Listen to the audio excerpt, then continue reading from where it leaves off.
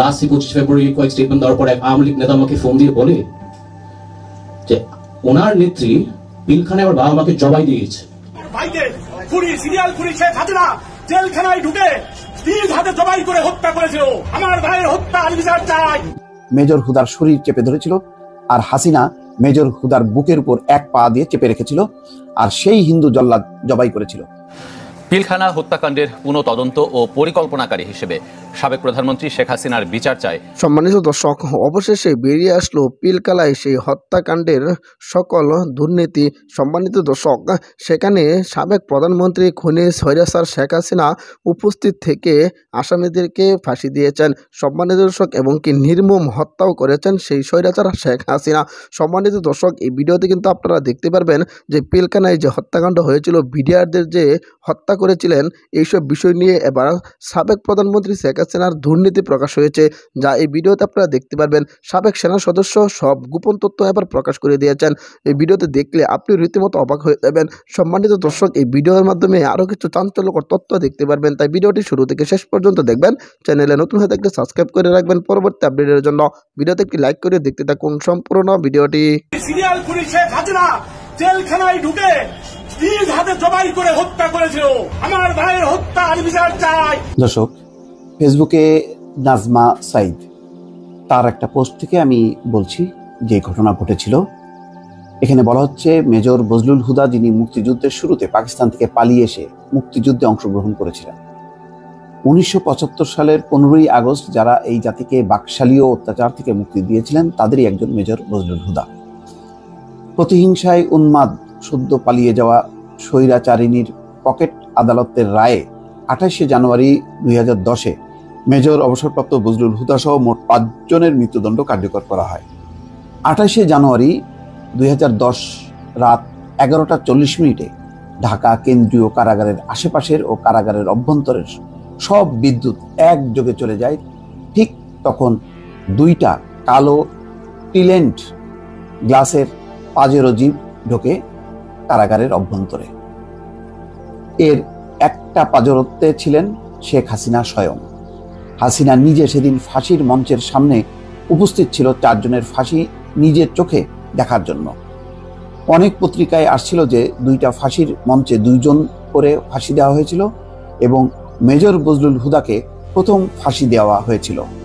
আসলে জাতির শ্রেষ্ঠ সন্তান দেশপ্রেমিক সেনা কর্মকর্তা মেজর বজলুল হুদাকে ফাঁসির মঞ্চেই নেওয়া হয়নি। মেজর হুদাকে প্রশাসনিক ভবনের একটি রুমে রাখা হয়েছিল। 2 জন করে 4 জনের ফাঁসির কাজ সমাপ্তির পর হাসিনা যায় মেজর বজলুল হুদার সেই রুমে। সেখানে আগে থেকেই উপস্থিত ছিল কাশিমপুর থেকে আনা হিন্দু জল্লাদ। যেভাবে কোরবানির গরু জবাই করা হয়, ঠিক একইভাবে 4 জন মেজর হুদার শরীর চেপে ধরেছিল, আর হাসিনা মেজর হুদার বুকের উপর এক পা দিয়ে চেপে রেখেছিল, আর সেই হিন্দু জল্লাদ জবাই করেছিল। প্রত্যক্ষদর্শীর বর্ণনা থেকে জানতে পারি, জবাইয়ের সময় কিছু রক্ত ফিনকি দিয়ে হাসিনার শাড়ির বেশ কিছু অংশ ভিজে যায়। হুদার লাশ পরের দিন 10টায় আলমডাঙ্গার হাটবলিয়া গ্রামে তার নিজ বাড়িতে নেওয়ার আগে কয়েক হাজার পুলিশ, বিডিআর ও র্যাব অবস্থান নিয়েছিল। লাশ নেওয়ার সাথে সাথেই র্যাবের ঊর্ধ্বতন কর্মকর্তারা 5 মিনিটের মধ্যে লাশ দাফনের জন্য চাপ দিতে থাকে তার পরিবারের সদস্যদের। কিন্তু পরিবারের সদস্যরা ও উপস্থিত মানুষের চাপের মুখে র্যাব কর্মকর্তারা পিছু হটে। কফিন খোলার পরে দেখা যায় লাশ অর্ধেক ডুবে আছে রক্তের মধ্যে। আবার গোসল করানোর জন্য লাশ নামানোর পর দেখা যায় মেজর হুদার গলা কাটা, যা জাল বোনার মোটা সুতা দিয়ে সেলাই করা। অর্থাৎ গলা কাটা, তারপরে জাল বোনার মোটা সুতা দিয়ে সেটা আবার সেলাই করা হয়েছে। অনুসন্ধানকালে মেজর হুদার লাশ গোসল করিয়েছিল এমন একজনকে প্রশ্ন করা হয়, হুদা স্যারের হাতের রগ, পায়ের রগ ও ঘাড়ের পিছনের রগ কাটা ছিল কিনা, চোয়ালের নিচে কালো দাগ ছিল কিনা। তাকে বারবার এই প্রশ্ন করা হয়েছিল, কারণ ফাঁসি মঞ্চে থেকে নামানোর পর মৃত্যু নিশ্চিত করার জন্য অনেক সময় হাত, পা বা ঘাড়ের রগ কেটে দেয় উপস্থিত সার্জন। না, উনি দেখেছেন স্রেফ জবাই করা আর হাতের উপর একটু চামড়া ছিঁড়া। সম্ভবত হ্যান্ডকাপ পরানো অবস্থায় জবাই করার সময় হাতের সামান্য চামড়া ছিলে যায়। একজন মানুষকে ফাঁসি দিলে গলায় সেলাই থাকার কথা না। ফাঁসি দিলে সার্ভাইকাল ভার্টিব্রা ভেঙে গিয়ে স্পাইনাল কর্ড ড্যামেজ হয়ে যায়।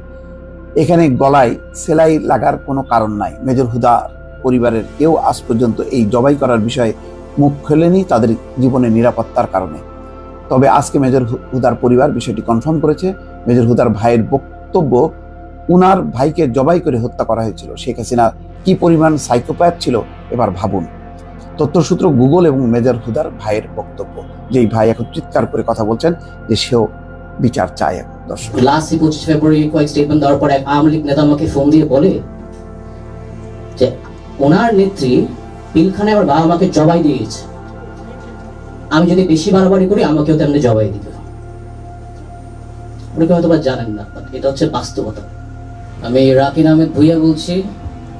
আমার বাবা শহীদ মেজর জেনারেল শাকিল আহমেদ, আমার মা শহীদ নাজিন আহমেদ। আমি সাংবাদিক ভাইদের কাছে ক্ষমা চেয়ে নিচ্ছি। আসলে পিলখানা নিয়ে আলাপ করতে গেলে গুছানো মাঝে মাঝে কথাটা বলা একটু কঠিন হয়ে যায়। ক্ষমা চেয়ে নিচ্ছি, যদি পয়েন্ট মিস করি পরে জিজ্ঞেস করে নিতে পারেন।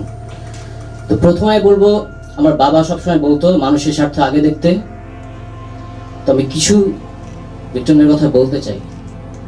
আপনারা জানেন, পিলখানা হত্যাকাণ্ডের পরপর আমাদের অনেক পেট্রিয়টিক, জাতীয়বাদী এবং সাহসী সেনাবাহিনীর কর্মকর্তা কিন্তু বিচার চেতে গিয়ে তাদের চাকরিচ্যুত হয়ে গেছে। অনেক অফিসারদের কিন্তু জেলও হয়ে গেছে। দরবারে শত শত অফিসার আগের রেজিম চাকরি শেষ করে দিয়েছে, সবার অফিসারদের জীবন ধ্বংস করে দিয়েছে। এই কারণে আমরা একটা দাবি করেছি যে একটা ইন্ডিপেন্ডেন্ট কমিশন যদি থাকে, যত দেশপ্রেমিক ন্যাশনালিস্টিক জাতীয়বাদী অফিসার ছিলেন যারা আমাদের বিচারের জন্য যুদ্ধ করেছে, তাদেরকে আমরা বলবো তাদের অবদান আমরা কখনো ভুলবো না। We will never forget ওরা কতটুকু করেছে আমাদের জন্য। আমরা চাই, যে কারণে সাকিব বললো, একটা ইন্ডিপেন্ডেন্ট কমিশন হোক, যেন এই ক্ষতিগ্রস্ত সেনাবাহিনী কর্মকর্তা যারা ন্যায় বিচার দাবি করতে গিয়ে তাদের চাকরি হারিয়েছে, তাদের জীবন ধ্বংস হয়ে গেছে, জেল খেটেছে, তাদের যেন ডু রিইনস্টেটমেন্ট থাকে এবং কম্পেনসেশন দেওয়া হয়। আমাদের বাবারা কিন্তু আমাদের বিডিআর সৈনিকদের অনেক ভালোবাসতেন, খেয়াল রাখতেন। সম্মানিত দর্শক, আশা করি সকলে পুরো ভিডিওটি দেখলেন। এই ভিডিও সম্পর্কে অবশ্যই আপনাদের মূল্যবান মতামত ভিডিওর কমেন্ট বক্সে লিখে জানাবেন। সম্মানিত দর্শক, ইতিমধ্যে কিন্তু আপনারা ভিডিওর মাধ্যমে দেখতে পেরেছেন যে পিলখানায় যে বিডিআর হত্যাকাণ্ডে এবার শেখ হাসিনা কিন্তু কঠিনভাবে ফেঁসে গিয়েছেন। সম্মানিত দর্শক, সেই পিলখানা হত্যাকাণ্ডে তার নামে আন্তর্জাতিক মামলা হয়েছেন। ইতিমধ্যে কিন্তু এই ভিডিওতে আপনারা দেখতে পেরেছেন যে সাবেক প্রধানমন্ত্রী শেখ হাসিনা সে বিডিআরদেরকে কীভাবে নির্মমভাবে হত্যা করেছিল। সম্মানিত দর্শক, সে নিজে উপস্থিত হয়ে সেই নিজে ফাঁসি দিয়েছেন এবং কি জোর করে নাকি একজনকে জবাই করেছিল। সম্মানিত দর্শক, এই ভিডিওতে কিন্তু আপনারা দেখতে পেরেছেন সাবেক সেনা সদস্য এবার সকল দুর্নীতি এবং পিলখানার সকল হত্যাকাণ্ডের সব কিছু প্রকাশ করে দিয়েছেন। ইতিমধ্যে কিন্তু শেখ হাসিনার যত গোপন তথ্য এবং সে যত খুন করেছিলেন সেই সব বিষয়গুলো নিয়ে যে প্রতিবেদন দিয়েছেন সাবেক সেনা সদস্য, ইতিমধ্যে আপনারা এই ভিডিওতে দেখতে পেরেছেন। অবশ্যই এই ভিডিও সম্পর্কে আপনাদের মতামত ভিডিওর কমেন্ট বক্সে লিখে জানাবেন। এরকম ভিডিওগুলো সবার আগে পেতে অবশ্যই চ্যানেলটাকে সাবস্ক্রাইব করে পাশে থাকা বেল বাটনটি অন করে রাখবেন পরবর্তী আপডেটগুলো সবার আগে পাওয়ার জন্য। আজকের মতো ভিডিওটা এখানে শেষ করলাম। দেখা হচ্ছে পরবর্তী ভিডিওতে। সেই পর্যন্ত ভালো থাকবেন, সুস্থ থাকবেন। আসসালামু আলাইকুম ওয়া রাহমাতুল্লাহ।